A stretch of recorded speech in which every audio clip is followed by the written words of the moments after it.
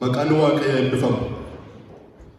Baga ayyaana dhalachuu gooftaa keenya Yesuus Kiristoos geessan hundumti geessan. Dhalachuun gooftaa keenya Yesuus Kiristoos seenaa duwwaa miti. Wanta kanan dura ta'ee darbe duwwaa utuu hin ta'in waggaa 2000 fuuldura sanni dhalatee darbe duwwaa utuu hin ta'in arras immoo jireenya kee keessatti dhalachuun gooftaa keenya Yesuus Kiristoosii iddoo qaba, hiikas immoo qaba. Biyya kana keessatti akkuma dhageessanii yeroo hundumaadhaa yeroo ayyaanni kun ga'u ammallee hir'isaa sasalphachaa jira malee Merry Christmas jedhamni hundumtuu Merry Christmas. Christmasiin maal hiiki Christmasiidhaa yookaas immoo hiiki guyyaa ayyaana dhalachuu gooftaa keenya Yesuus Kiristoos hiika maalii qaba jireenya kiristaanotaa keessatti maal hiiki Christmasii? Hiiki Christmasiidhaa waa'ee dhalachuu gooftaa keenya Yesuus Kiristoos duwwaa utuu hin ta'in seenaa isaa odeessuu duwwaa utuu hin ta'in hiiki dhalachuu gooftaa keenya Yesuus Kiristoosii waa'ee fannootii, waa'ee du'aa ka'uutii, waa'ee jireenyaatii, waa'ee dhiifamuu cubbuutii, waa'ee hiika Waaqayyo biraa argachuutii, waa'ee araraatii, waa'ee dhiifamuu cubbuutii, waa'ee Yesuus Kiristoosii iddoo aarsaa qulqulluu qulqullootaa sanatti dhiiga hoolotaatiin utuu hin ta'in dhiiga ofii isaatiin ol galuu isaatiitii. Hiiki dhalachuu gooftaa keenya Yesuus Kiristoos hiika baay'ee of keessaa qaba. Dubbii fayyinaati, dubbii jireenya barbaraati, dubbii dhiifamuu cubbuuti, dubbii jireenyaati jechuudha. Walumaa galatti waa'een guyyaa dhalachuu gooftaa keenya Yesuus Kiristoos. Kanaaf egaa Yesuus Kiristoos kuni jireenya kee keessatti dhalachuu barbaada. Akkamitti dhalata? Seenuu gara booddeetti itti dhufnee ilaalla. Kutaa kana keessatti yoo ilaaltanii fi Yesuus Kiristoosii guyyaa dhalachuu isaatiitti guyyaatti Maariyaam fi Yoosef gara Beetlehem dhaqanii jedhanitti iddoo itti dhalatu iyyuu dhabeetu dallaa horii keessatti dhalachuu isaa agartu. Inni dallaa horii keessatti dhalate, iddoo gaddeebi'aatti dhalate. Iddoon bultii kana deemtuudha. Iddoo waan hin argatin turaniif jedha kutaan kun. Yookaas immoo mana keessummaa hin argatin waan turaniif yeroonsa yeroo dhiyaatii galgala achi ga'anii yeroo isaan achi ga'an kun immoo yeroo itti iddoon bultiidhaa dhumeedha sababii ta'eef iddoon isaaf hin argamne.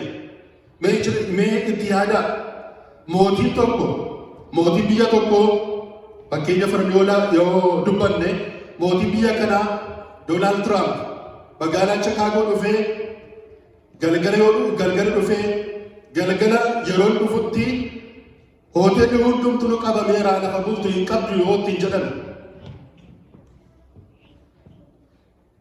maaltu ta'a jettanitti yaaddu? Iddoon bultii dhumeera lafa bultu hin qabdu lafa iddoon bultii keessumaa si ilaachuu dandeenyu yoo ittiin jedhame maaltu ta'a jettanii yaaddu? Yesuus Kiristoosii mootii akkamiiti? Mootii akkamiitu iddoo dhabe? Iddoo bultii dhabee dallaa horii keessatti mootiin kun yookiin dallaa horii keessatti dhalatu agartu. Eenyudha inni mootiin kun? Isin seenaa macaafa qulqulluu keessaatti waa'ee isaa yoo diinne ilaalle seera uumama jalqabee hamma macaafa raajicha Miikiyaasitti waa'ee isaa barreeffamee jira. Guyyaadhuma Addaamiif waan cubbuutti kufan jalqabee abdachiifamaa ture. Sanyiin dubartittii yookaas immoo sanyiin dadhittiidhaa akka inni mataa bofichaa turumu sanyiin bofichaa immoo akka inni koomee isaa hedduu seera uumamaa boqonnaa 9:5 barreeffamee agartu. Yeroo masanaa jalqabeetu Waaqayyoo abdii fayyinaa kana biyya lafaatiif kenne. Yeroo sana jalqabee egaa waa'een Kiristoos kun karaa adda addaadhaa abdachiifamaa, dubbatamaa, abdii isaa kennamaa, karaa raajotaa dubbatamaa, seera keessatti dubbatamaa, iddoo baay'eetti barreeffameetu agarra waa jechuudha waa'een Kiristoos kun. Seera keessatti nagartuu, seera Lewwotaa keessatti nagartuu, seera Bawuu keessatti nagartuu, macaafa Saamu'eel 2ffaa keessatti nagartuu, macaafa Faarfannaa keessatti nagartuu, macafaracha Irnaas keetti nagartu, macafaracha Daani'el keetti nagartu, macafaracha Milkiyaas keetti nagartu, macafaracha Zakkaariyaas keessatti nagartu. Lafti itti waa'een gooftaa keenya Yesuus Kiristoos waa'een Masiihichaa dhufaatii isaatii lafti itti hin barreeffamin hin jiru. Macaafa qulqulluu keessaa. Seera Musee jalqabee hamma raajotaatti waa'ee isaa dubbatamaa ture. Yeroo abdiin kun raawwatamu yeroo ga'etti akkuma abdachiifamee ture sanatti Waaqayyo ergamaa isaa Gabri'eel ergeetu Maariyaamitti dubbatu agartu. Maariyaamii durba kaadhimatamte durba geessu biyya Naazireet akkasumas magaalaa Naazireet durba jiraatutti ergamaan Waaqayyo Gabri'eel keetti dubbate. Yaa Maariyaam Waaqayyo biraatii ayyaana argatteetta jedhee ergamaan Waaqayyotti dubbate. Isa booddee akkamittiin akka inni dhalachuudhaaf jiru hafuurri qulqulluun akka isheen robu hafuurri qulqulluun dhufatee akka isheen argamtu inni isheetti dhalatu kun immoo qulqulluu akka ta'e maqaa isaa Amaanu'eel jettee akka isheen moggaaftu inni fayyisaa saba isaatii akka ta'e karaa ergamaa isaatii Waaqayyootu Maariyaamitti dubbatu agartu. Isheen waatti miti eetoonni Yoosefitti dubbatu agartu. Wangeela Maatewos boqonnaa tokko lakkoofsa 18 hamma 25 irratti ilaaltanii fi Waaqayyo karaa ergamaa isaatii Yoosefitti dubbateera. Maariyaamitti dubbateera. Yoosefitti maaliif dubbate Waaqayyo yoo jettanii fi Maariyaam akkuma ergamaan Waaqayyo Luqaas irratti isheetti dubbatetti ulfoofteetu argamte. Durba taatetu jirtu jechuudha. Yeroo kun ta'utti Yoosef ishee kan hammatee ture sabi ta'eef eetuu namatti yoo himin oksii akkasumattiin hambisuu barbaade ture. Ishee fudhachuu dhiisuu barbaade ture. Kanaafitti abjuutti Waaqayyootu Yoosefitti dubbatu agarra. Inni isheetti dhalatu fayyisaa saba isaatiin ta'a sabi ta'eef cubbuutti saba isaa fayyisa waan ta'eef Waaqayyo biraa ta'e sabi ta'eef Waaqayyo biraatti hafuura qulqulluun ulfoofte sabi ta'eef Maariyaam ishee ofitti fudhachuu sodaatetti jirtu dubbate ergamaan Waaqayyo Maariyaam Yoosefitti. Isa booddee Yoosefi kanaan dura ishee dhiisuudhaaf kan ture Maariyaamin ofitti fudhate. Etuu kun ta'ee jiru isheen ulfooftee utuu isheen jirtuutu egaa maalin awwaajisa jennu labsiin ba'e. Labsiin kun labsii yeroo jalqabaatiif mooticha Roomaa biraa ba'e. Mootiin Roomaa kuni Awugisxoos Qeesaar. Akkamitti agarra?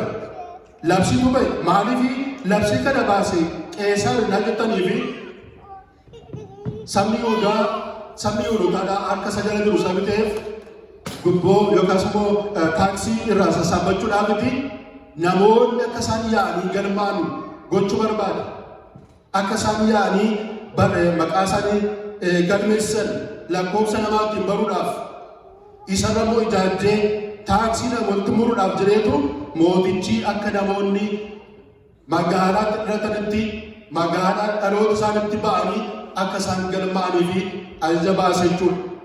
Yeroo inni ajaja baasu kanatti Maariyaamiif Yoosef wal fuudhanii kan turan eetuu isheen ulfoofte jirtutu gara biyya Beetlehem biyya dhaloota isaanii magaalaa dhaloota isaanii Beetlehemitti galmaa'uudhaafiti biyya Naazireetii ba'anii biyya Galiilaa magaalaa Naazireet keessaa ba'anitu gara Yihudaa magaalaa xinnoo Beetlehem jedhamtuudhaa utuu isaan dhufanii agarra.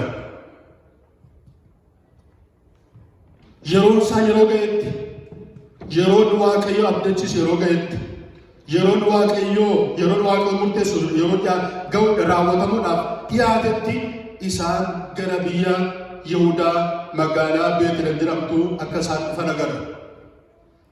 Yeroo kana iddoo kana ga'anii yeroo jedhanitti yeroon da'umsa isheetii hin ga'e. Yeroon isheetti deessuun ga'e. Iddoo bulanii sababa argataniif dallaa horii kadhatan. Dallaa horii kadhataniitu iddoo sanatti ishee deessuu agarra. Egaa ijoonni har'a barumsa kootii yoo jalqaba irratti akkuma dubbadhe iddoo hin argamne waan tureef jedha. Isaan gidduudhaati mana keessummaati iddoo murtii isaaniif hin argamne waan tureef dallaa horii keessatti akka inni dhalate agarra jechuudha. Iddoon kun Beetlehem jedhama jedha Macaafni Qulqulluun. Waa'ee Beetlehem Macaafni Qulqulluun maal jedha? Waa'ee ishee kanadhaan xinnoo ishee gabaabsinee ilaalla. Waa'ee Beetlehem akkuma kutaa kana irratti agartanii maqaan Beetlehem jedhamu kun yeroo jalqabaatii fi Efrataa kan jedhamu ture jedha. Efrataan kun iddoo itti Raahel mucaa dabalataa argattee ciniinsuu irratti waan miidhamtee fi iddoo isheetti duute ture. Raahel haati manaa Yaaqoob jechuudha. Iddoo isheetti duute awwaalamte ture jechuudha. Beetlehem kun yeroo jalqabaatiif seera waa boqonnaa 35 lakkoofsa 16 irratti agarra Beetlehem seenamu kana jechuudha. Seenaa kanaan beekamti Beetlehem.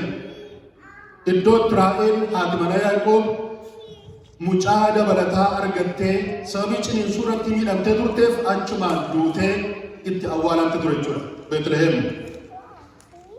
Isa booddee Beetlehem kuni mandaraa yookaas immoo iddoo dhaloota Bo'aaz abbaa manaa Ruut akkamitti agarra. Abbaan manaa Ruuti biyyi isaa yookaas immoo magaalaan dhaloota isaatiidha iddoo kana ture. Macaafa Ruut boqonnaa 1 irratti walaaltanii fi Bo'aaziif iddoon kun iddoo dhaloota isaati akkamitti ture agarra. Bo'aaz kun eenyudha naan jettanii fi abaabilii Daawit yookaas immoo akaakayyuu Daawit akkamitti agarra. Egaa Beetlehem kun mandaraa mootonni keessatti ka'an mandaraa seena qabeettiidha. Beetlehem kun garuu Beetlehem mandaraa baay'ee xinnoodha. Mandaraa guddoo miti. Mandaraa xinnoo kun maaliin beekamte naan jettanii fi mandaraa teessoo mootummoota Israa'el warra kanaan dura ka'anii Israa'elin bulchaa turanii magaalaa akkasii taate agarra. Keessumatti immoo beekamtuu kan ishee godhu mandaraa mooticha Daawit ta'uu ishee. Abbaan Daawit ishee iddoon dhaloota isaatiidha. Eessa naan jettanii Beetlehem kana ture. Akkuma kana iddootti Saamu'eel Daawitin dibeedha Beetlehem kun. Beetlehem kun iddootti Saamu'eel Waaqayyo isa abboomee Waaqayyo isa ergee iddoon itti dhaqee Daawitin mootii godhe dibeedha. Kanaaf egaa Beetlehem kun mandaraa xinnoo taatetu jirtu Yerusaalem irra baay'ee xinnoodha. Warra kan biraadha baay'ee xinnoodha. Baay'ee gad deebitu ture Beetlehem. Garuu mootonni ishee keessaa ba'aa turan. Mootonni kana dura bu'aa turan, mootonni kana dura bulchaa turan, mootonni Waaqayyoo kakuu ijjirii qabu mandaraa kana keessaa ka'aa turan. Keessumatti immoo raajii Miikiyaas boqonnaa 5 lakkoofsa 2-5tti innaa ilaaltaniif waa'ee magaalattii kana yookaas immoo waa'ee mandartii kana kan dubbate yaa Beetlehem Efrataa ati mandaroota Yihuudaa hundumaa keessa mandaroota Israa'el keessaati baay'ee xinnoodha garuu Israa'el kan bulchu keessaa hin ba'attiin jedheera. Ati mandaraa kana keessaati mandaroota Israa'elotaa keessaa mandaroota biyya Yihuudaa jiran hundumaa keessaa mandaroota Israa'el keessaati ati baay'ee xinnoodha. Garuu inni Israa'elin bulchu inni saba gaggeessu si keessaa hin ba'attiin jedheera. Maqaan Waaqayyoo eebbifamu. Waaqayyoo xinnummaa ishee ilaalee ishee tuffanne. Waaqayyo waan tuffatamaa keessaatii waan jajamaa waan ulfina qabeessa baasa. Waaqayyoof wanti dadhabamu hin jiru. Waaqayyo hundumaa danda'a. Egaa inni kun raawwatamuuf inni Waaqayyo kanarra itti dubbate kun raawwatamuuf inni Waaqayyo si keessaa mootiin hin ba'a jedha kun akka inni fiixaan ba'uufi Maariyaamiif Yoosefii gara biyya dhaloota isaanii dhufanii gatu isaanii galmaa'uudhaaf jedhanitu gooftaan keenya Yesuus Kiristoos Beetlehemtichi sanyiin hidda Daawit sanyiin Daawit dhalachuu isaa ga'e. Maqaan Waaqayyoo eebbifamu. Gooftaan keenya Yesuus Kiristoos kanaafiti Beetlehemitti dhalate inni Waaqa dubbate raawwatamuuf. Inni Waaqa dubbate yoomiyyuu taanaan raawwatama fiixaan baasa bitee fi Beetlehemitti dhufee dhalachuun isa barbaachisa jechuudha. Gooftaa Yesuus Kiristoos. Kanaafiti gara Beetlehem dhufe. Egaa iddootti kakuun Waaqa raawwatamedha mandaraan kun. Iddootti kakuun Waaqa ofiitaan ba'edha. Haa ta'u iyyuu malee Gooftaa Yesuus Kiristoos mandaraa isaa keessatti mandaraa dhaloosaa keessatti, mandaraa qoboosaa keessatti, mandaraa sanyiisaa keessatti iddoo tun dhabuu agarra. Baay'ee sin dhiqqu magaalaatti dhalatan keessatti iddoo dhabuun, magaalaa kee jiraatan keessatti, magaalaa abdattan keessatti, magaalaa keessa dhalatan keessatti iddoo dhabuun baay'ee sin dhibu. Gooftaa Yesuus Kiristoos guyyaadhuma sanaa jalqabee yerooma sanaa jalqabeetu iddoo dhabaa kan dhufe agarra. Dubbii isaa keessatti Yesuus Kiristoos etuun dubbatu agarra. Wangeelaa Maatewos boqonnaa 11 lakkoofsa 12 irratti ilaaltan, Maatewos boqonnaa 8 lakkoofsa 6 irratti ilaaltanii fi waangoliin boolla qabu simbirroonnis mannee ilmi namaa garuu iddootti mataa isaa hirkifatu hin qabu jedha. Waangoliin boolla qabu simbirroonnis mannee ilmi namaa garuu iddootti mataa isaa hirkifatu hin qabu. Maaliif Gooftaa Yesuus Kiristoos ilmaan namootaa gidduu iddoo dhabe? Maaliif qomoo isaa gidduu iddoo dhabe? Namatu waan waaqarraatiif fayyina isa Waaqayyoo isaaf erge kanaaf namatu ulfina hin qabu, iddoo hin qabu. Yesuus Kiristoos guyyaadhuma sana jalqabee gaafuma dhalatu jalqabeetu iddoo dhabuu jalqabe jechuudha. Iddoo dhabuu jalqabe. Itti dabalee gara qomoo isaa dhufee qomoon isaa san simne jedha. Wangeela Yohaannis boqonnaa 1 lakkoofsa 11 amma 12 ilaaltanii fi inni gara qomoo isaa dhufee jedha. Gara qomoo isaa, gara sanyii isaa, gara lammii isaa dhufee garuu sanyii isaa yookaas qomoo isaa warri inni sanyii isaa ta'e isa simanne. Garuu amma isa simataniif immoo aboo ijoollee Waaqoo ta'uu, aboo ilmaan Waaqoo ta'uudhaa isaaniif kenneera. Abootu isarra jira. Abootu isarra ture. Yesuus Kiristoos aboo kennuu danda'a. Inni aboo of keessaa qaba, ofii isaatiif iyyuu aboo qaba. Bifa foonii, qaama foonii uffatu iyyuu malee, bifa garbummaa uffatu iyyuu malee, inni ilma Waaqayyoo ture. Ilma Waaqoo isa ture kanatti sanyii isaa qomoo isaa isa simanne. Maaliif nama kaleessa yoo argaa turan sabi ta'eef, nama kaleessa yoo argaa turan sabi ta'eef akkuma nama isa kaleessa argaa turan si'anni. Inni garuu ilma Waaqayyoo ture. Bifa garbummaa uffateetu isaan gidduu boobate isaan fakkaateetu isaan gidduutti argame malee inni ilma Waaqayyoo ture. Sababii foon uffachuu sana kan ka'eetu isaan isa simachuu hin dandeenye. Haa ta'u iyyuu malee isaatii hamma isa simataniif immoo aboo ijoollee Waaqayyoo ta'uudhaan isaaniif kenne. Maqaan Waaqayyoo eebbifamu. Warri isa simatan, warri utuu isa tuffatin, warri utuu isa ofirraatii hin fageessin Kiristoosin ofitti simatan, warri iddoo isaaf kennan, warri mana isa waaman garuu etuu Gooftaa Yesuus isaan wajjin nyaatu, utuu wajjin dhugu, etuu inni akkuma isaanii garuu deebisee isaan wajjin deddeebi'u agarra. Etuu inni mana isaanii dhaqu agarra. Mana isaanii ta'uu seenaa isaa wajjin tuun irbaata nyaatu agarra. Etuu inni isaaniif hiikama himuu agarra. Etuu inni cubbuu isaaniif dhiisuu agarra. Warra mana isaaniitti isaaf irratan isaanii hiikuudhaaf dhufe waan ta'eef warra gaddeebi'oota warra isa simatan ijoollee isaa taasifachuudhaaf dhufe sabi ta'eef Gooftaa Yesuus Kiristoos aboo isaatiiniti aboo ijoollummaa isaaniif kennaa ture. Aboo argatan.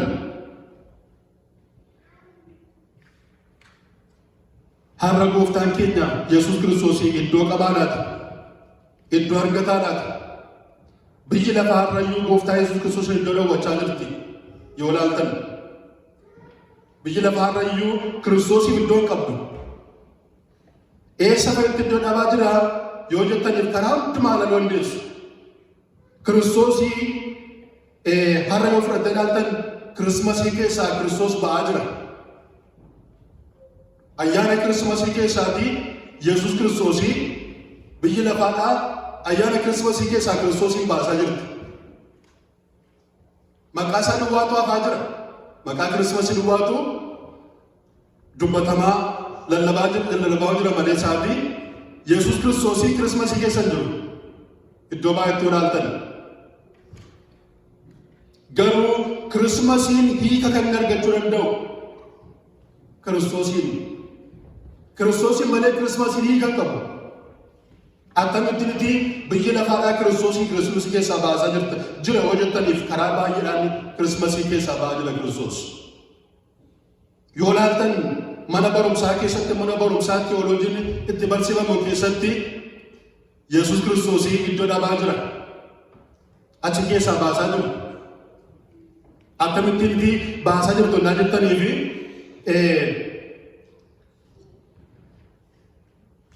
karaan hundumtuu karaadha. Amantiin hundumtuu gara faayidaatti geessa. Kiristoosiin dubbiin Waaqayyoo maal jedha hojii ergamootaa boqonnaa 4 lakkoofsa 10 ilaaltanii fi Waaqa jala irra Waaqa irra lafa jala maqaan kan biraa hin kennamne ittiin fayyuudhaaf kan ta'u jedha. Sagalee Waaqayyoo Yesuus Kiristoos ofuma isaatii immoo Wangeelii Yohaannis boqonnaa 14 irratti lakkoofsa 2-3 ilaaltanii fi ana karaan ana dhugaan ana jireenya jedha. Garuu biyyi lafaa mana barumsaa teolojiitti barsiifamu keessatti maal jechaa jiru? Amantiin hundumtuu gara faayidaatti geessa. Budiizimiis, warri budiizimii amananis, warri Yihudiis, warri Joobaas, hundumtuu warri amantii qaban hundumtuu karaa hundumtuu karaadha. Kiristoos malee miisni jedhamu kun yaafu. Amantiin hundumtuu nama fayyisaa. Namni waan fedhe amanuu danda'a. Inni amantii Islaamaa amanuus fayyisuu danda'a. Namni hundumtuu karaa amanu hundumaadhaan fayyina bira ga'uu danda'a. Kiristoos mana barumsaa teolojii keessatti iddoo dhabaa jira achi keessaa baasaa jiru. Macaafa Qulqulluu keessaa Kiristoosiin baasaa jiru. Macaafa Qulqulluu keessaa Kiristoos ba'aa jira. Waa'een Kiristoos. Akkuma kanaa karaa barumsaa sun ilaaltanii mana barumsaa biyya kanaa keessatti dur jedhama.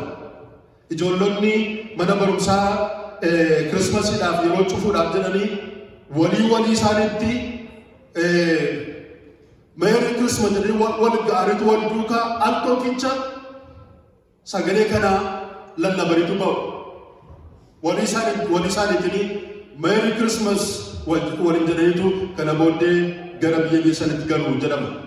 Amma garuu kuni haafuun barbaachisu jedhamee mana barumsaa keessaatii waa'een Kirismasii dubbachuu waa'ee Kiristoos dubbachuudha mana barumsaa keessaatii baafamaa jira. Gabaa biyya kana ilaaltan gabaa keessaa yookaas immoo bittaa gurgurtaa keessaatii Yesuus Kiristoos baafamaa jira. Akkamitti naa jettanii fi dubartii tokkotu yeroo tokko biyya kanaatii mucaa ishee fudhatteetu gabaadhaatti jedhama. Mucaa ishee fudhatteetu gabaadhaatti. Egaa akkuma isin beektanii yeroo Kirismasii kana tooyisii wanta adda addaa uffannaa garaagaraa waan babbareedu waan caccalaqisaa kanatu gaafa Kirismasii kana gurguramuu jalqaba isaa biteef dekorooshii addaatu bitama isaa bitee fi mucaa ishee fudhatteetu gabaadhaatti. Isa booddee mucaan ishee karaa maskootiiti fakkii fannoo Kiristoos gooftaa Yesuus Kiristoos dallaa walitti dhalatu waan agarsiisu hin beektu piikcharii biyya kana wanta fakkiidhaan hojjetamu hin agartu. Yesuus Kiristoos gabatee keessa ciibsameetu Maariyaam Yoosef immoo isatti naanna'anii taa'u isa argeetu callaba jedheetu mucaan fakkii kana ilaala ture. Mucaan ishee isa booddee deemtee mucaan biraa dhabde. Gaafa garagaltee eessatti hafe jettee gaafa barbaachisu mucaan dhaabateetu fakkii kana ilaala dinqisiifate. Mucaan ishee kana daddarbachaa isaaf yeroo hin qabnu isaaf yeroo hin jiru. Tooyisii bituudhaatti tooyisii bituudhaaf ariifate jiraa jirti. Fakkii Kiristoos mucaan itti gaggabee mucaan itti gammadaa jirutu yeroo hin jiru saafi jetteetu mucaa fuuteetu gabaa keessa baddee jedhama. Har'a advertaayimentii biyya kanaa keessaati yoo fudhattee ilaaltan gooftaa Yesuus Kiristoos ba'aa jira. Dur yeroo Kirismasii yeroo advertaayimentiin himamu Meeri Kirismas jedhama ture. Har'a garuu Happy Holiday jedhama malee Meeri Kirismas hin jedhamu. Namoota isintti dhufanii nagaa isin gaafatan hoteela keessatti haa ta'u iddoo adda addaatti yoo ilaaltanii fi Yesuus Kiristoos Kirismasii keessaa ba'aa jira. Namni isinitti dhufu hundumtuu Meeri Kirismas kan isiniin jedhu muraasa. Maal jedhamee Happy Holiday isiniin jedha. Happy Holiday. Gaariidha Happy Holiday jechuun garuu namni afaan isaa keessaa jecha isaa keessaa meeri Kirismas jedhamu kun Kiristoos afaan namootaa keessaatii ba'aa jira. Gabaa keessaa ba'aa jira. Siyaasa keessaa ba'aa jira. Mana barumsaa keessaa ba'aa jira. Jireenya dhuunfaa keessaa iyyuu Kiristoos ba'aa jira. Yeroo ayyaana Kirismasii namoonni dur gabaa ba'aniitu shaamaa bitatu. Shaamaa maaliif shaamaa bitatu? Gara waldaa dhaqaniitu Waaqayyoodhaaf aarsaa dhiyeessuudhaaf ibsataniitu Kiristoos ifa kooti. Kiristoos naaf du'e. Kiristoos akka shaama kana naaf baqe. Akka shaama kana naaf baqe Kiristoos jedhaniitu ifa kana qabatanii waldaa irratti iddoo qulqulluutti dhiyaatanii Waaqayyoof sagaduudhaaf shaamaa bitatu. Har'a namni hundumtuu kan inni bitatu tooyisii fi saantaadha. Kiristoos gabaa keessaa ba'aa jira jechuudha. Bittaaf gurgurtaa keessaa Kiristoos ba'aa jira. Manna gadaa keessaa Kiristoos ba'aa jira. Biyyi lafaadhaa Kiristoos iddoo dhowwachaa jirti jechuudha har'ayyuu. Jireenya dhuunfaa keessatti yoo ilaaltan namoonni jireenya dhuunfaa isaanii keessatti jireenya mana isaanii keessatti Kiristoosiin qabu Kiristoosiin iddoo qabu naa jettaniif muraasa baay'ee miti kan Kiristoosii yaadate dabarsu. Biyya mana keenya keessatti mana keenya babbareechachuun gaariidha. Jireenya keenya mimmiidheffachuun gaariidha. Bashannanuun gaariidha. Boqochuun gaariidha. Jireenya keenya keessa garuu Yesuus Kiristoos har'a jireenya dhuunfaa keenyaa keessa jira laata? Kiristoosiif iddoo qabnaa laata? Mana keenya keessaa jiruu keenya keessaa jireenya keenya keessaatii Kiristoosiin qabnaa laata? Kiristoosiin yaadannaa laata? Ammam keenyatu mana keenyatti Kiristoosiin faarfata. Kiristoosiin ammamtu waaqeffata. Dubbii Waaqayyoo tiksii wali dubbifnee tiksii wali hirree ammam keenyatu Kiristoosiin yaadatee darba.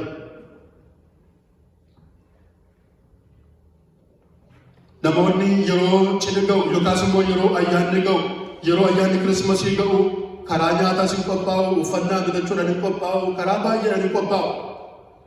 Garuu amantummoo Kiristoosiin na waaqeffadha. Kiristoosiin ulfeessee darba. Seenaa isaa yaadadhee darba. Inni naaf jedhetu dhalate. Naaf jedhee gara biyya lafaa dhufe. Naaf jedhetu dhiphate. Jennee ammam keenyatu Kiristoosiin yaadata laata? Waaqayyoon waa gargaaru. Moo akkuma biyyi lafaadhaa of keessaa baasaa Kiristoosiin iddoo dhowwachaa Kirismasii keessaa Kiristoosiin baasaa akka biyyi lafaa jirtu nus immoo jireenya keenya keessaatti Kiristoosiin iddoo dhowwachaa jira laata? Gooftaan Yesuus Kiristoos har'a jireenya koof jireenya keessan keessatti dhalachuu barbaada. Iddoo bal'aa qabnaaf laata? Jireenya dhuunfaa keenyaa keessatti Kiristoosiif iddoo qabnaa laata? Akkamittiin Kiristoosiif iddoo laachuu dandeenya? Kiristoosiif kan nuti akkaataan Kiristoosiif iddoo laannu hafuura qulqulluu jalaa diduu dhiifnee yeroo hafuura qulqulluutti dubbatu waldaa kiristaanaa keessatti bara hafuura qulqulluun dubbata. Hafuurri qulqulluun nama ceephaa, hafuurri qulqulluun nama komata, hafuurri qulqulluun ati karaa irraa kaa'atteetta iddoo kan dogoggorteetta.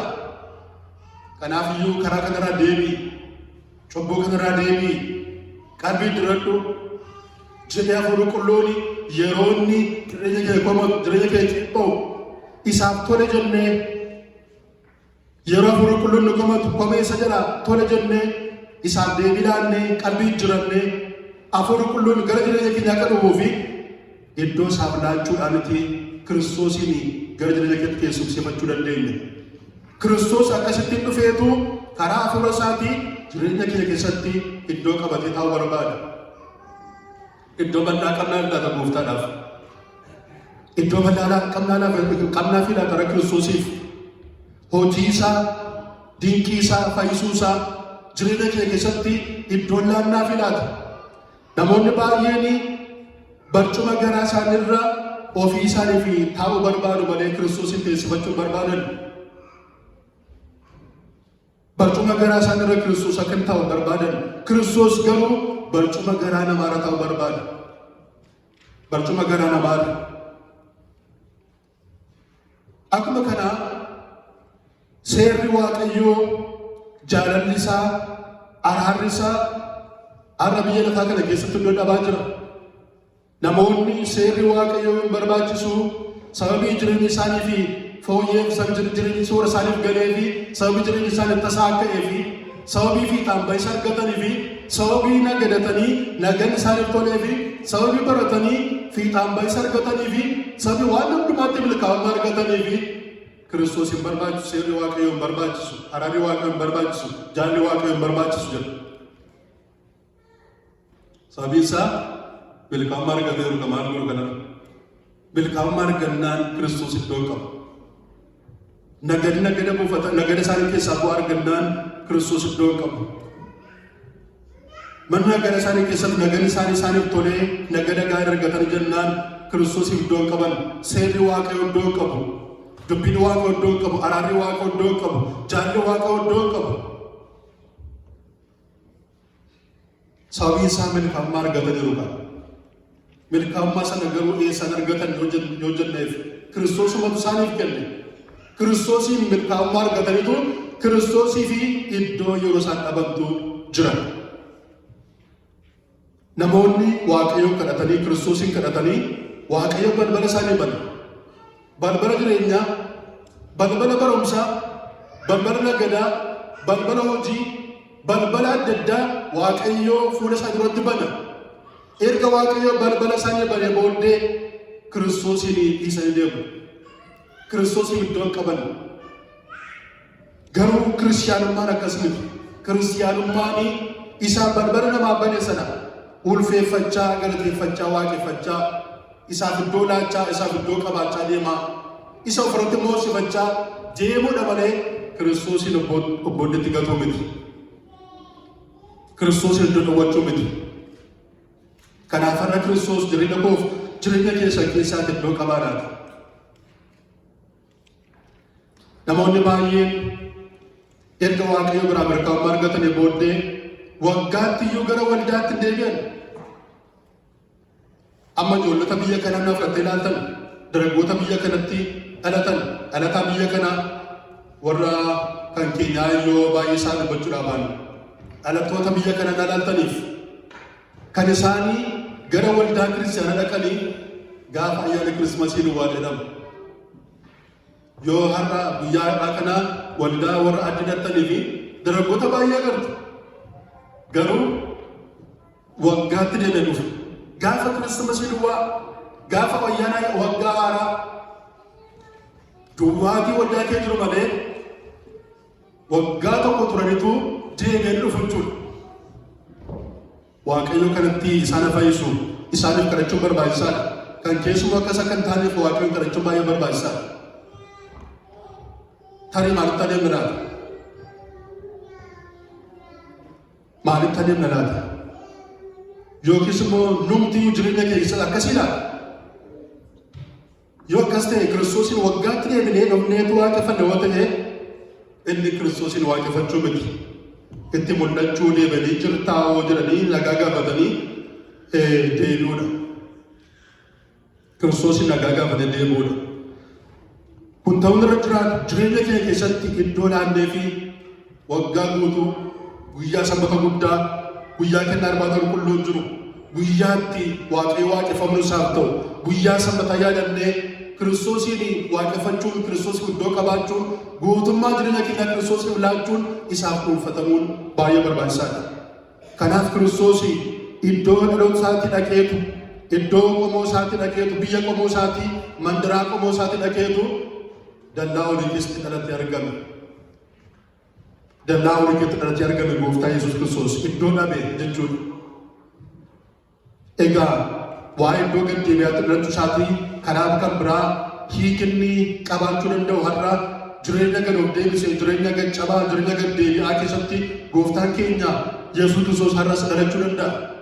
Iddoo gad deebi'aatti dhalate yeroo sana har'a immoo garaa cabaa garaa gad of deebisee garaa Waaqayyoodhaaf bitame garaa Waaqayyoodhaaf cabee keessatti Kiristoos dhalachuudhaaf qophaa'aadha. Garaa isa simatu keessatti garaa iddoo isaaf laatu keessatti Gooftaa Yesuus Kiristoos hafuura isaa qulqulluudhaan dhalachuudhaaf qophaa'aadha. Kanaaf isa simannee kottuu na keessatti mul'atu na keessatti hojii hojjetu jireenya kee geddari jennee isa ofitti waammachuun barbaachisaadha. Gooftaa Yesuus Kiristoos iddoo itti dhalatu ifatu jira, iddoo itti dhalatu nagaa jira, iddoo itti dhalatu gammachuun jira, iddoo itti dhalatu ilillee jira, faarfannaa jira. Gaafa Gooftaa Yesuus dhalate ergamoota waaqaraatu mul'atee faarfate, tiksootatu faarfate, ergamootatu faarfate, ijoollotatu faarfate, ifatu ba'e naannoo sanatti ifa guddaatu ta'e. Waaqaaf lafatu Waaqa Kiristoosiin faarfate ulfina kenneef Kiristoosiif. Har'a Kiristoosiin gara jireenya keetti yommuu affeerrannu gaafa gooftaa Yesuus jireenya keetti dhalatu gammachuutu mana keenyaaf ta'a. Nagaatu mana keenyaaf ta'a. Foon keenyaaf namummaa keenyaaf nagaadhaaf gadi arganna. Mee jireenya keessatti ilaalaa. Meeffadhaa. Gaafa gooftaatti dhiyaataniif, gaafa gooftaa waaqeffataniif, gaafa gooftaadhaaf sagaddan, gaafa kennaa arbaa qulqulluu fudhattan, gaafa dubbii waaqoo dhageessan, gaafa isaaf sagaddan nagaa guutuu argattu. Nagaa argattu. Maaliif nagaa argattu? Kiristoosin waaqeffachuutu nagaa namaaf kenna duwwaa miti. Kiristoosin jireenya ofii keetti waammachuu, jireenya ofii keessatti akka dhalatuuf iddoo isaaf laachuu duwwaatu gammachuu namaaf kenna. Boqonnaa namaaf kenna. Ifa dukkana namaatu ifa. Gadda namaatu gammachuutti gaddarama. Hiikamattaa jireenya namaa keessatti hidhaa namaatu harcaa. Ba'aa namaatu namarraa solkaa. Seexanatu jireenya namaa doorsuu dhiisee abjuu namaa keessaa bahee deema. Doorsisuu dhiisa seexanatu jechuudha.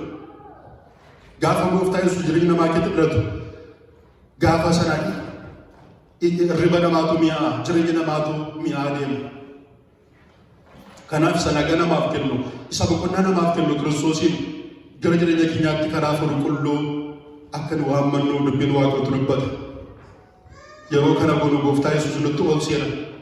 Jireenya keessa hojii hojjeta, jireenya kee gaddara nagaa nuuf kenna, boqonnaa arganna. Boqonnaan isaan argamu boqonnaa isa biyya lafaa miti, boqonnaa bara baraati. Aara galfii bara baraati. Jireenya bara baraatu jireenya kee keessatti iddoo qabaata. Kiristoosin ofitti fudhachuun, Kiristoosiif iddoo kennuun jireenya bara baraatiif iddoo kennuu jechuudha.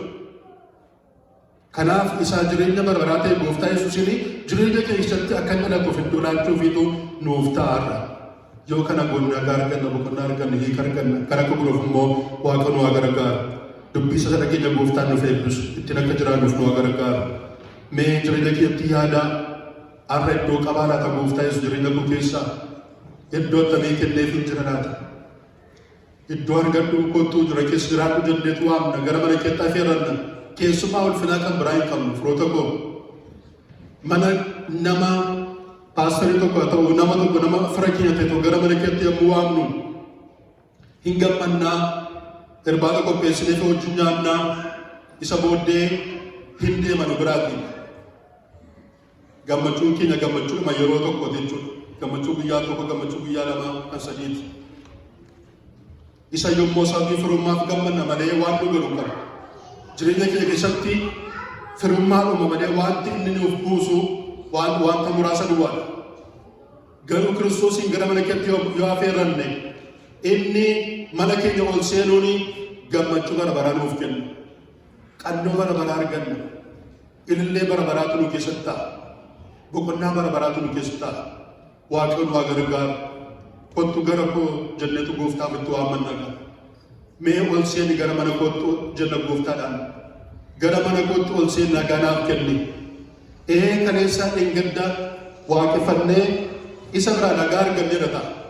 Kaleessa dheengadda hin waammanna. Kaleessa dheengadda waammannee turre. Ammas immoo waammachuu nuuf ta'a. Ammas immoo kottu jenna. Isa kaleessaadha gooftaa Yesuusii akka nu fayyisuuf. Isa kaleessaa caalaa gooftaan akka nutti dhiyaatuuf. Isa kaleessaa caalaa Kiristoos jireenya keenya akka inni gaddaruuf, mana keenya, maatii keenya akka inni gaddaruuf, seenaa keenya akka inni gaddaruuf. Namni Kiristoosiin of keessaa qabu seenaan isaa har'aa boritti haaraa deema. Har'aa boritti gaddaramaa deema. Har'aa boritti gooftaatti dhiyaachaa deema. Gooftaatti dhiyaachuu isaas immoo isa kaleessaadha caalaa deema jechuudha. Kanaaf iyyuu har'a Waaqayyo anaaf sirraa kan inni barbaadu isatti dhiyaannee inni summa nutti dhiyaatee isa wajjin inni fuulaaf oolan wal agarree inni immoo jireenya keenya keessa seenaa hojjetee nuuf fayyisee nu hiikee arguutu nuuf ta'a. Kan akka kunuuf Waaqayyo nu gargaaru hin kadhanna Waaqayyoon. Kottu gara koo jenna gooftaadhaan hafuura qulqulluudhaan. Kottu natti ol gannatti ol seeni jenna. Seenaan namoota baay'ee isaan gaddarame seenaan Maariyaam isaan geddarame, seenaan Niqoodimoos isaan geddarame, seenaan Zakkaariyaas isaan geddarame, seenaan namoota Waaqayyoo namoota jamaa turan isaan geddarame, seenaan koof seenaan keessanis kanaan dura isaan geddarame, ammas immoo isaan geddarama. Ammas kan nu geddaruu danda'u sulma duwwaadha. Maqaan Waaqayyoo eebbifamu. Da geddari seenaa koo geddari la keessatti dhadhadhu la keessatti ulfina keetti mul'adhu iddoon siin qaba iddoon siin laadha. Gara laphee kootti gara qalbii kootti gara hafuura kootti gara keessa kootti gara onnee kootti ol naaf seenaa kee jiraadhu jenneetu hafuura qulqulluudhaaf iddoo laannee isa gara keenyatti gara ofii keetti waammanna. Gaafa isa waammannutu Gooftaa Yesuus Kiristoos ol nu gotaa deema nu geddaraa deema. Waaqayyo nu gargaaru iddoo jiru ol kaanee mee gabaabsinee hin kadhanna.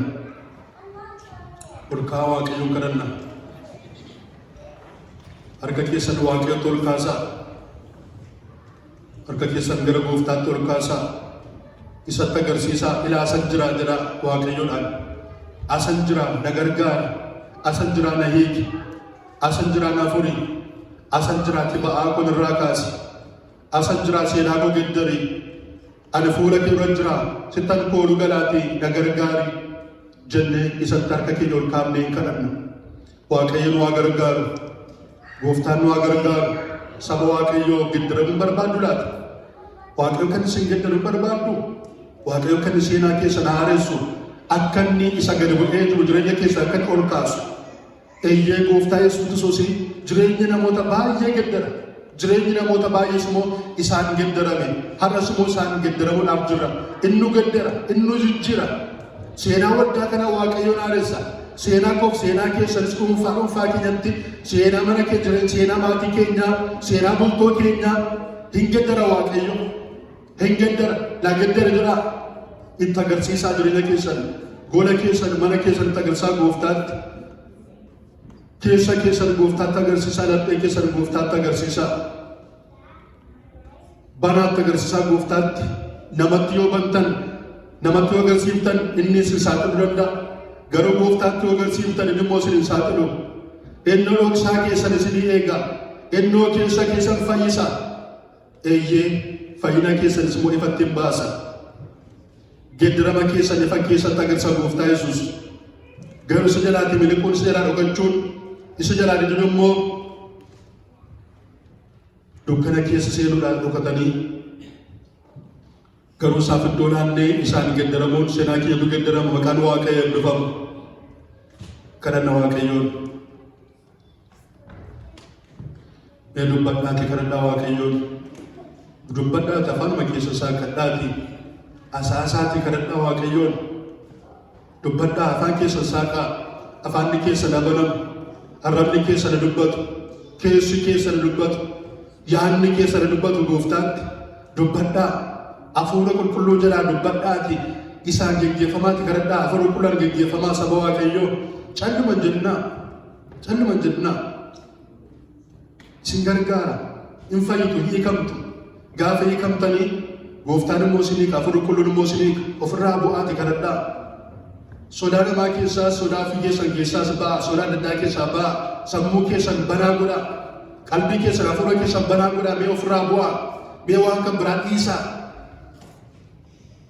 Waan kan biraa tuffadhaati dhiisaa. Isa siin qabee jirurraa of tuffadhaati dhiisaa. Bira darbaati. Waan xixiqqoo bira darbaati. Waan shishifoo bira darbaati. Waan shishifoo baay'ee bira darbaati. Gooftaatti of kennaati Gooftaa kadhadhaa. Gaafa sadhiiftanitti Gooftaan immoo isin gargaara. Maqaan Waaqayyoo eebbifamu. Hin hiikamtu gaafas. Hin fayyitu gaafas. Furmaata argattu Gooftaa biraati. Jireenya keessattuu haara. Seenaa keessattuu haara. Mana keessattuu fayya. Bultoo keessattuu fayya. Kana gochuudhaaf immoo yeroo hundumaa yaalii gochuutu nuuf ta'a. Karaa kaman hiikama. Karaa kaman boqonnaa argadha jennee karaa isaa kanuma kan biraan hin jiru. Kiristoos jireenya namaa geddara waan ta'eef seenaa keenya Waaqayyoo haa geddaru. Hin kadhanna Waaqayyoon.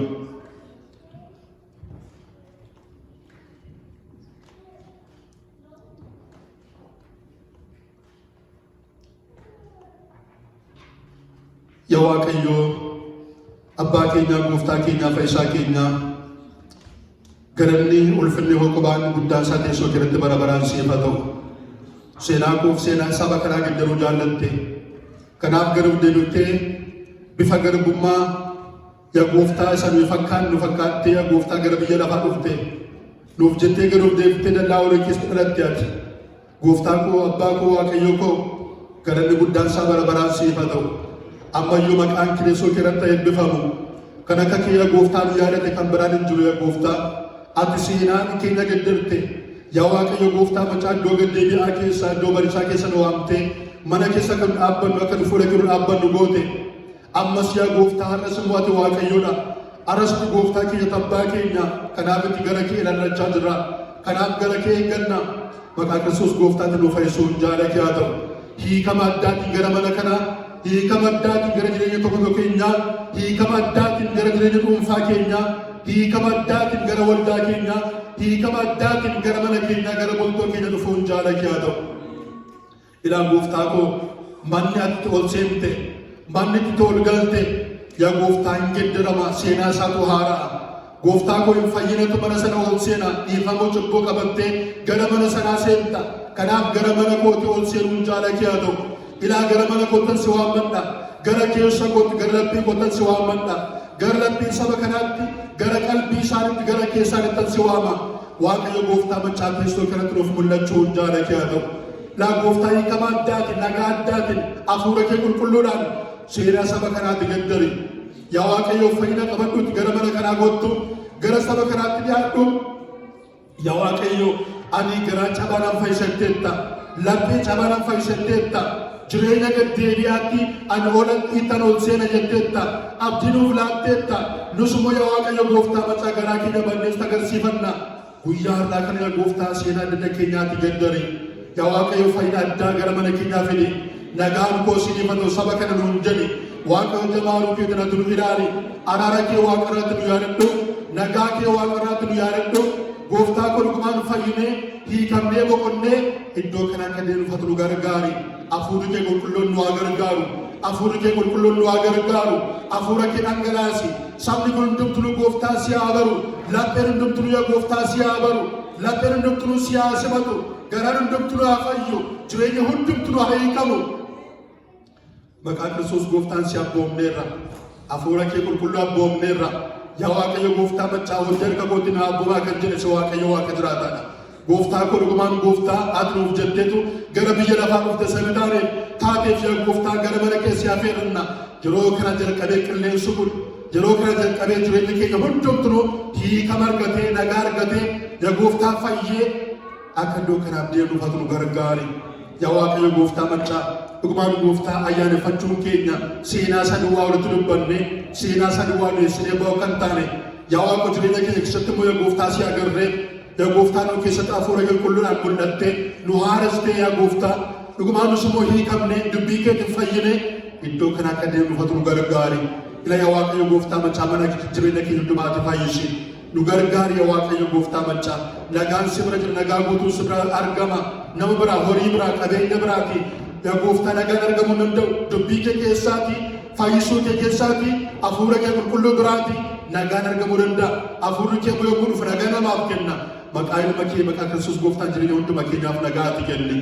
hafuurri kee qulqulluun nu keessaa haa buufatu dubbiin kee nu keessaa haa buufatu yaa waaqayyo gooftaa macaa bara keenya guutuu kan ittiin deemuu dandeenyu garaa jireenyaa waaqarraattis nu kennuuf laatte yaa gooftaa dhugumaan of keessaatiin siin qabaanne garaa jireenyaa naqannee akka socho'uu dandeenyuuf ati nu gargaari yaa waaqayyo gooftaa macaa waggaa kan hundumaa waggaa nagaa nuuf goote nagaatti itti dabarree nagaatti immoo guyyaa kana geenye yeroo kana si yaa gooftaa fuula keetti qabamne akka si waaqeffannuuf carraa kana nuuf laachuu waan jaallatteef ulfinni guddaan isaa teessoo keessatti bara baraan siif haa ta'u ammas immoo waggaa fuula kee jiraatu yeroo fuula kee jiraatu guyyoota fuula keetti hafanii jiran hunduma isaanii afuufii kennuuf hedduftee nagaatti dabarree nagaatti ceenee nagaatti bu'aa bashantumaa keessa dabarree waggaa irratti immoo akkas galateeffachuu dandeenyuuf ati nu gargaari waggaan fuula kee jiraatu waggaa nagaa waggaa eebbaa waggaa keessatti si barru waggaa keessatti siif hojjennu waggaa keetti ifa kee agarru nuuf ta'e akka dabarruuf ati nu gargaari kanas waan gootu immoo ulfinni guddaan isaa siif haa ta'u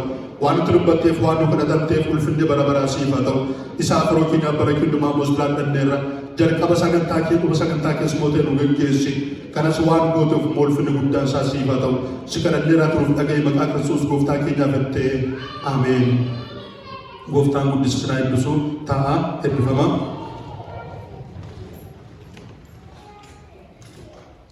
Yeroo kanatti yeroo itti waaqayyoodhaaf ulfina naannoo galata laannu qabna. Garuu isa fuuldura yeroo kana dhuga ba'umsaa jira. Dhuga ba'umsa namoota lama dhageenya maatii obboleessa keenya obsaadhaas ba'anii waan dubbannu qabna waan nu waaqayyoodhaaf dhugaa baanu qabna jedhan sabiteef isaan irratti dhuga ba'umsa dhageenya. Isa booddee immoo namni itti tuufuu danda'a jechuudha. Amma dhuga ba'umsa dhageenya isaan obboleessa keenya irraa.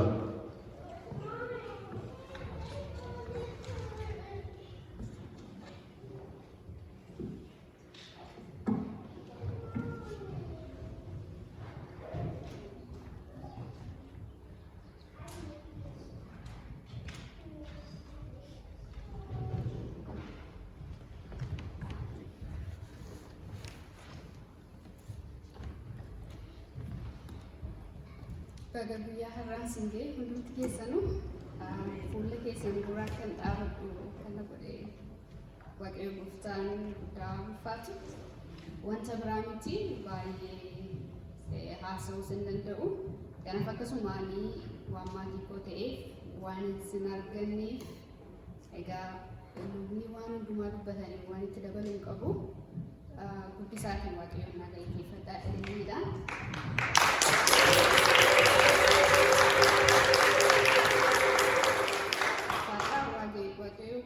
Dari hundumaa keenya egaa yeroo kaan immoo hundumaa keessaniin tarii qophaan argadhee dhugaa ba'eera. Egaa waaqayyo waan guddaa nu godhee isinitti nu dabalee nuti manni keenyas nagaa qaba. Hundumti keenya iyyuu nagaan as geenyeerra waan baay'eetu nu ta'e isaaf immoo waaqayyoon yeroo hundaa galateeffanna. Kan ammaaf kanan jedhuuf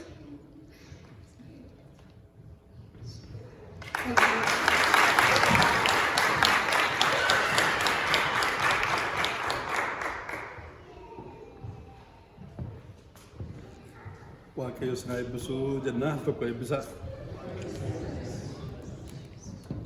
Gooftaan isin haa eebbisu maqaan waaqayyo eebbifamu. Inni maatii isaan dabalee ulfinni isaaf haa ta'u. Bal'aatti goora kan biraan dhugaa ba'uu dandeessi. Kan dhuga ba'umsi kan biraan jira. Noorotonni si dhugaan ba'anitti waan dhugaa ba'uu qabaatti.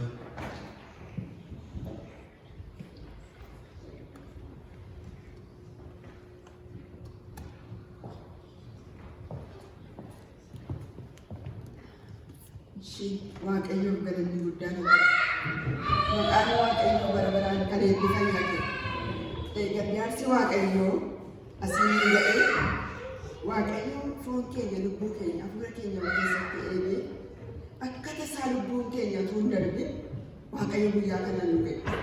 Bara baraan maqaan isaa eebbifamu. Mee sagalee waaqayyoo keessaa tokko dubbiseetanii waaqayyo garuu da'oo anaaf ta'eera. Waaqayyo kattaa ani hooluu itti galudha. Ameen. Waaqayyo garuu da'oo anaaf ta'eera.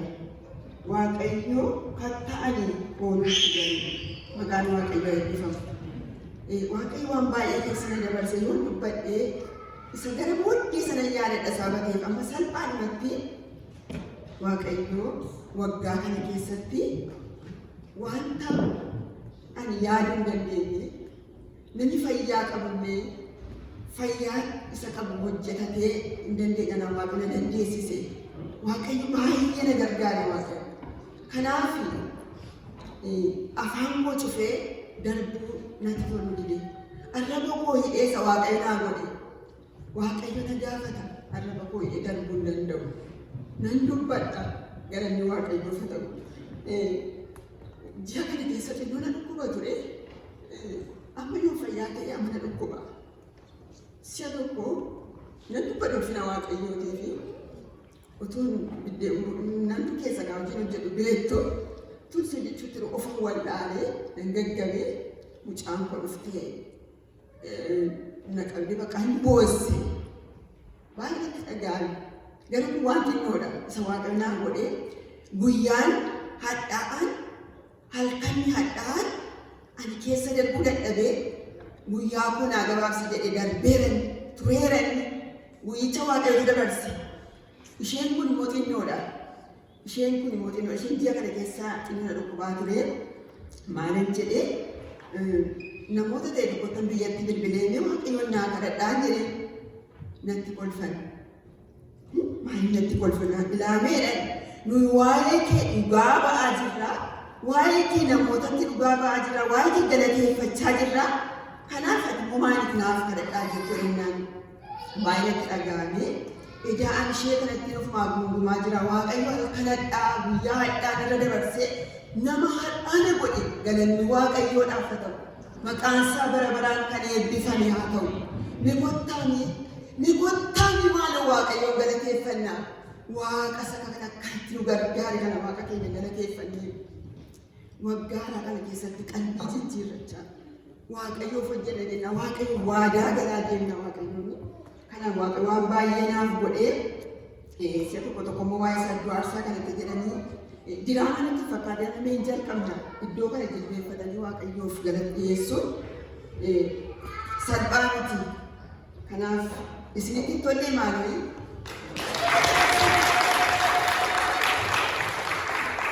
anaan natti toleera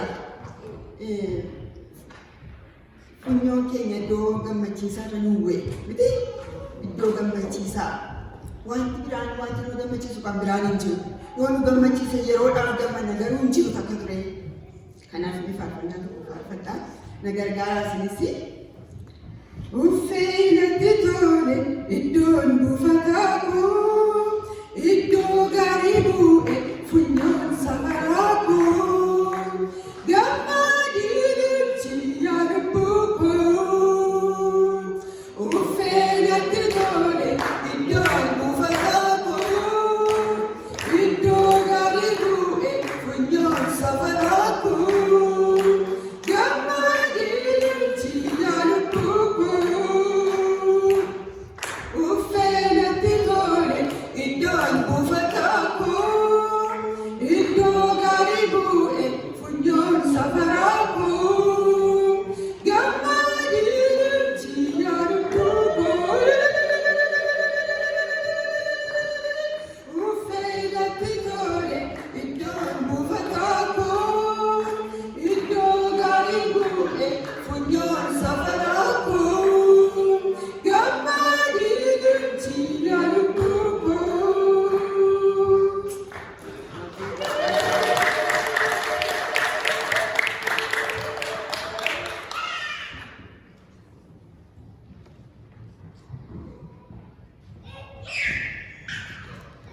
Maqaan waaqayyoo eebbifamu waaqayyo saba isaarraa lubbuu fayyirraatii ulfina fudhachuu jaallatee ulfinni isaaf haa ta'u. Mee daballee ulfeessina waaqayyoo kana. Maqaan waaqayyoo ulfinni isaaf haa ta'u. Ameen. Maqaan waaqayyoo galateeffamu waaqayyoo jireenya keessatti nuti iddoo isaan laannaa jireenya keenya geeddaruudhaaf amanamaadha. Namni maqaa waaqayyoo hammatu kamiyyuu hiyyeen salphata. Qaanqaanuma. namni salphatu takkaa hin jiru maqaan isaa eebbifamu. Tarii namni gabaadhaaf yaaddanii keessa itti tokko yoo jiraate as baanu gabaa dandeessu. Mee waan nu gabuu qaba gabaabumatti sagalee tokko lama nu gabuu dandeessu. Sagan isiniif kennaa isa booddee yeroo galateeffannaa kennaa keenya har'a namni nurkaatee fuudhu jiru. Iddoo kanatti dhiyaanneetu waggaa darbee yaadattu namni hundumtuu iddoo kanatti baheetu aarsaa isaa kenne kanaaf akka sana goonaa tarii namni dhugaa ba'uu jiraate dhugaa ba'uudhaaf callaan isiniif kennu.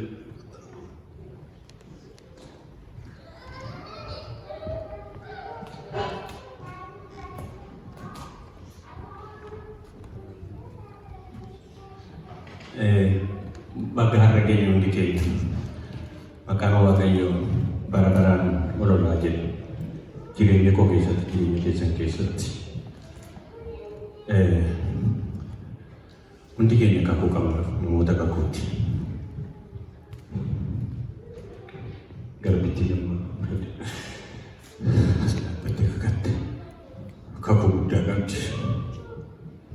waaqayyoon ishee adeemsisu qaba. Waaqayyo yeroo baay'ee ishee dubbateera. Ati numa ceetaa hin haftu qabamti. Waan waaqayyo jedhe hundoo sii raawwatti maqaan waaqayyoo ulfaatu. Aniif siimee waan nuyi waaqeffannu waaqa isa jiraataa mataa keessatti ani kana waaqeffadhu isa du'aa guutee waaqa isa jiraataa waaqeffadheedha. Keessa keessan Kiristoos dhalatee namni har'a seenaa dhaqanii yaadan sa'aatii kana seekendii kana Kiristoos laphee koof laphee kee keessatti dhalachuudha. Kiristoos maaltu beeku nagaa fidee dhufe. Maqaa Yesuusiin nagaan isiniif haa ta'u. Maqaa Yesuusiin nagaan isin keessaa waraabamee dhumne galgala kana yeroo kana sa'aatii kana isin irratti haa labsa. Ofirratti labsaa. Abbaatu ofirratti labsa nagaa. Maqaa Yesuusiin gubaa'ee kanaaf nagaan haa ta'u galgala kana. Yeroo kana nagaan isiniif haa ta'u. Nagaan waraabamee isin keessaa dhumne isiniif haa ta'u. An kana jechuun ni keessa qo'annaa tuttuqu jira. Gaaf tokko manaaf dhufeetti sagantaa wayii ture. Hafuura waaqayyootu waan akeekkachiisa. Biyyatti silkii bilbileen mucaa obboleessa kootii du'aa jireenya gidduutti haqanii ture. Obboleessa kootii bilbileen naan hin du'a abdii qabu naan jedhe. Hin du'aa jireenya. Inni dua bakka obboleettiin isa dubbisuudhaaf dhattee ijaan agartee akka inni du'u mirkaneeffatteetti hin du'aa hin deeman jennaan maqaa Yesuus hin du'u jedheen. Haleluuyaa. Wanti isin har'a jireenya keessan keessatti hin du'a jettanii maqaa Yesuus lubbuu godhata galgala kana. Yeroo kana lubbuu godhata. Isin amanaa malee wanti jireenya keessan keessatti ta'uu jedhu hin ta'u Yesuus hin kalaqa seenaa. Wanta kutti yaadeenaa. Isa tokkotti laatanii tutaanaan hin yaaddeenaan an argeera jabooti. Ana argeera mammaa fa'i keejii bataanii kadhanne. Obboleessi koo gaafadhinaan hin du'anaan jedhe maqaa Yesuusiin hin du'u jedhin hin du'u jedhin wanti si jalaa wanti du'u fakkaatu jiraate hin du'u lubbuu godhata deebisee hin kadhanne hundi keenya afaan keenya taane. Maqaa Yesuusiin ulfinni bara baraa ta'u Waaqayyo guyyaa lama gidduutti seenaa jijjiire. Mucaa sun fayyaara lubbuudhaan deemaa jira deemee jiraataa jira. Kana dubbachuu barbaadeen. Sagaleen Waaqayyoo baay'ee bareedaan isaa jedhamni dubbiin Waaqayyoo karaa biraanis karaa tokkoon isin hojjetaa jiran. Ulfinni bara bara Waaqayyoo haa ta'u. Yoo isin ulfina laattanii fi Waaqayyo jireenya keessan ulfeessa. Yoo isin ulfina Waaqayyoof laattanii Waaqayyo jireenya keessan isa kufitti lafa ol kaasa. Maaliif eessatti dhalate Yesuus? Bakka itti dhalatu dhabee gosa itti dhalatu jedhee dubbii waaqayyoo itti dubbataa ture. Iddoo itti dhalatu dhabee haleluuyaa har'a si keessatti dhalachuu qaba. Si keessatti dhalachuu qaba har'a. Yesuusiif iddoo kenne gaafa sana humni isaa sirratti hojjeta. Waan xiqqaa kennanii isaan hin jedhan waan harcaatu waan dabartu hin darbu seenii garuu hin tun darba. Inni hin dabarre garuu ilma waaqayyoo gooftaa Yesuus duwwaa. Eeggadde nama tokkoon tunggaraa deemuun fuudhee yaabbatee dhufe gabbina na bira taa'e. Na bira taa'ee waan attaasan. Uummatni Afrikaa jedhe baandiin Mileelaa karaa biraanis karaa gara biraanis jedhe maal dhageera jedhe wangeela dhageeraa jedhe. Wangeelli faca'eera Afrikaa keessaa jedhe. Namichi kun nama faranjii nama Atlaantaa jiraatudha. Mishiineeriidha naan jedhe. Teoloojii baratee tan dalagan teoloojii hin barannee naan jedhe. Akkamatti mishinii kana fudhattee naani afur qulqulluun naa kenne jedhe maqaa waaqayyoo ulfaatu. Sila waa'ee afur qulqulluu dubbataa turamini. Teoloojiin barannee ani dubbii waaqayyoon beekuu tiksi lafan baasuun beekuun jedhini hafuurri waaqayyoo sirratti gadi dhangalaasa lafa inni fidun beektu mataatti garuu amani. Eessa dhattee jennaani biyya maqaa gooftaa Yesuus Kiristoos guyyaa tokko hin dhagahin jiran Neepaaliin deebiinaan jedhe. Maal gootee jennaani waa'ee gooftaa Yesuusiin itti dhagaanii beekan taarikii kanaa inni jedhu waan tokko dhagaanii beekan naan jedhe. Innaan tiksi tokko isaa fideenii itti fedhee namichi jaandarama tokko biyya Israa'el dhaqee yommuu inni saragannaarra taa'ee tiksi dubbifataa deemuuti ergama waaqayyoo dhaqee warra ergamtoota keessaa namni tokko dhaqee waan ati dubbisaa jirtu kun sii galaa'ee jedhee gaafannaan maal utuu namni natti mutuun jiraatini akkamitti naaf garaati. Sana booddee waan inni dubbifataa jiru sanani itti mee. Dubbii Waaqayyoo, Hafuurri Waaqayyoo maal jedhe? Namicha ergaa waan inni hubachuu irra nyaatu erga hubachiisee booddee amma ergaan kana dhaga'e immoo kan itti hubamne wanti na dhowwu jiraaree jennaan lakkiin jiru hubamuu hin dandeessa jennaan galaana Yordaanos keessa buusee namichi Gooftaa fudhate. Faranjiin kun maal naan jedhe beektu taarikii kana itti mee saba Neepaal yommuu labsuuf jedhe taarikii kana itti mennaan baay'ee sarpiraayizii ta'anii namoonni baay'ee Gooftaa fudhatanii hin sodaatinaa. Hafuurri Waaqayyoo afaan beekuu kee fi wallaaluu kee irratti dhimma isaa miti. Ingiliffaas beeki, Ispaanishis beeki, waan biras beeki Hafuurri Waaqayyoo hojjeta taanaan baandeen beleedhaa isaraadha. Tokko gara nu gaafa barbaade sila maal jedhaniiru Hafuura Waaqayyoo dhaggeeffadhaa. Hafuura Waaqayyoo dhaggeeffannu taanaan wanta hubachuu hin dandeenye. Hafuura Waaqayyoo malee nuti hundi keenya itti galaa hin qabnu. Sakananii andallaan isin gochuu barbaade ayyaanni gurguruma keenyaaf iyyuu ayyaana gaarii, ayyaana badhaadhinaa, ayyaana walii dhiisuu, ayyaana walii fira darbuu, ayyaana wal eebbisuu hafuura tokkummaatiin gara fuulduraatti kan ittiin ceenu barri kun barri as adeemu kun immoo bara haaraa kan ta'u kana keessa dhaamsa dabarfachuu barbaada Gooftaa Yesuus Kiristoos hunduma keessa naa eebbisu እግዚአብሔር ባርካችሁ ብርክ በሉ።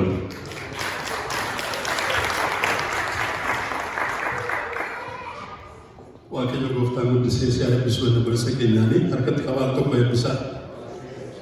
Waaqayyo Gooftaan si eebbisu warra dhugaa baatan hundumaa Gooftaan si eebbisu baay'ee Waaqayyo guddisee si eebbisu baay'ee namatti tola. Namni kan biraan dhugaa barbaadu jirtu asitti dhaga'ama.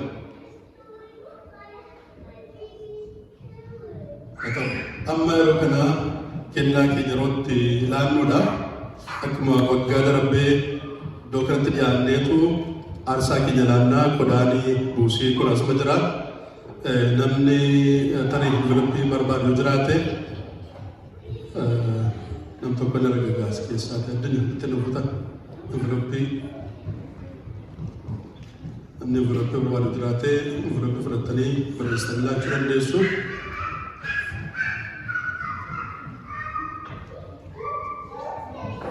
Kanarraa kan hafe warri kaashii ofarkaa qabatanii jirtan cheekii barreessuu barbaadan cheekiidhaan silaachuun danda'ama rakkinaan qabu amma isa goonaa lubti keenya kennaa keenyaan yerootti Waaqayyoon waaqeffannuudhaan faarfannaa galata Waaqayyoorraa wajjin faarfachuudhaan ililcha namaa gammaddanii mootii fayyina argattanii sin faarfachaati kennaa keenya immoo laanne jechuudha.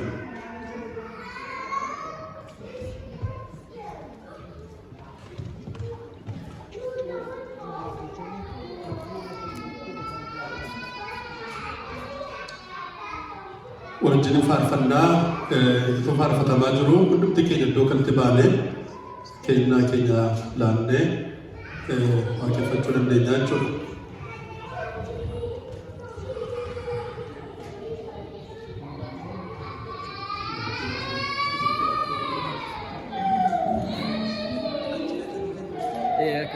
Kanaaf hin barbaachisu jennu hin barbaachisu abbaan barbaadamu.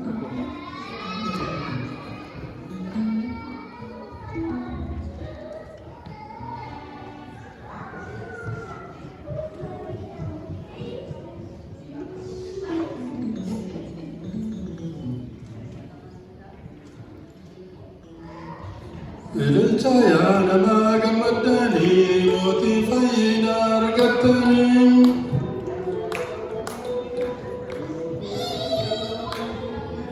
Ililcha yaa namaa gammaddanii mootii fayyina argattanii.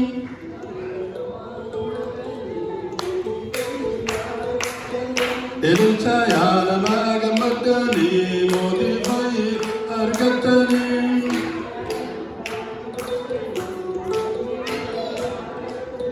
Taajudatti mamii dhalachuusaa namootaaf yaadamee dhalachuusaa fayyinaaf nuuf laatee dhalachuusaa ililcha yaa namaa gammaddanii mootii fayyina argattanii.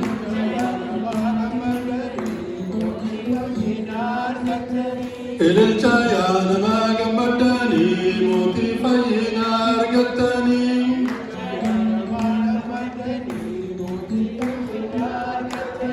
Beeteleemen gooftaan dhalateera. Gadoof deebisuudhaan dhalateera.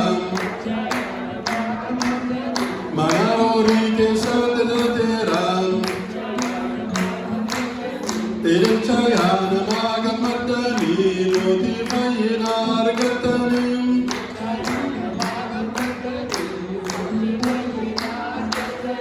Ililcha yaa namaa gammaddanii mootii fayyina argattanii.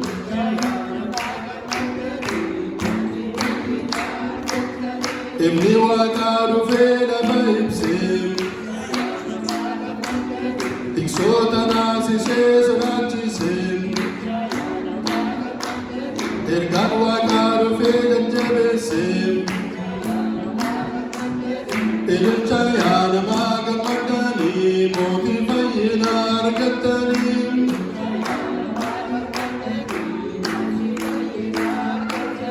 Ililcha yaa namaa gammaddanii mootii fayyina argattanii.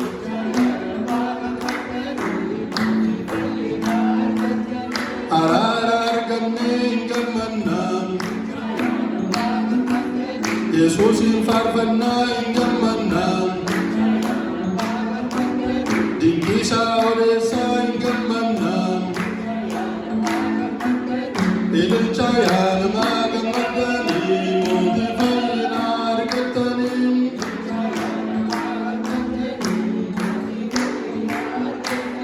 Ililcha yaa namaa gammaddanii mootii fayyina argattanii.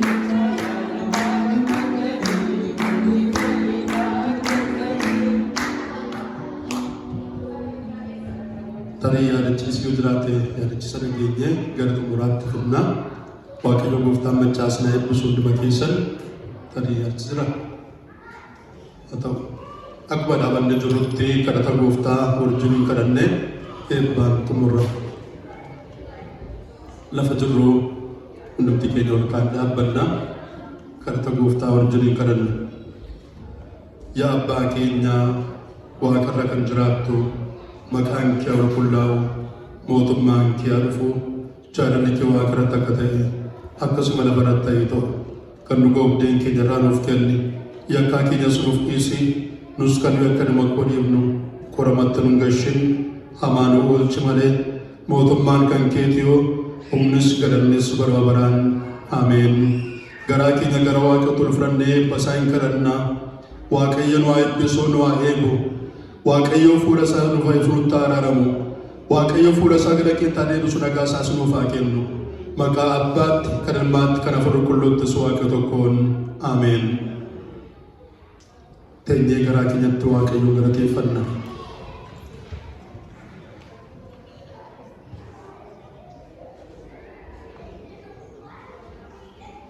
Waaqayyo gooftaan machaa hunduma keessan eebbisu eebbifamaa yeroo qabaanne kanaaf Waaqayyoon galateeffannaa. Ayyaanni kun ayyaana nagaa, ayyaana eebbaa, ayyaana keessatti ulfina Waaqayyo agarru hunduma keenyaaf haa ta'u. Yeroo bunaa yeroo irbaataa wajjin hin qabnaa itti hirmaadhaa gadi buuneetu achitti wajjin hirmaannaa jechuudha. Maqaan Waaqayyo eebbifamu ulfaadhaa gooftaas na eebbisu.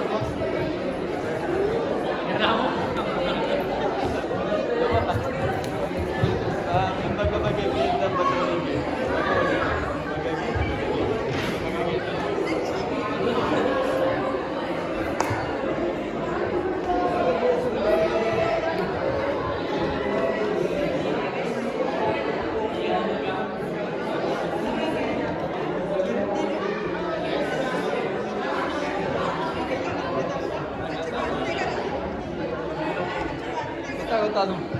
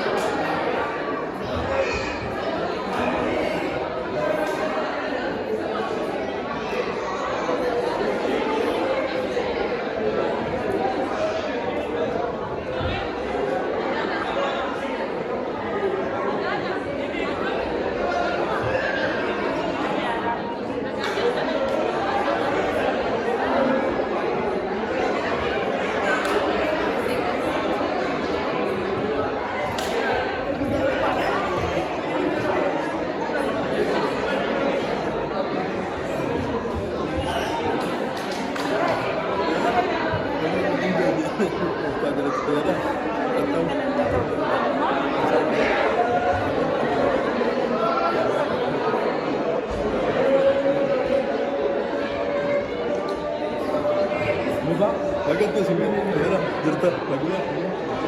Tamat, era. Zagat. Ah, orang itu sini fidera. Ini kata saya ni nak berapa? Semua sini fidera apa?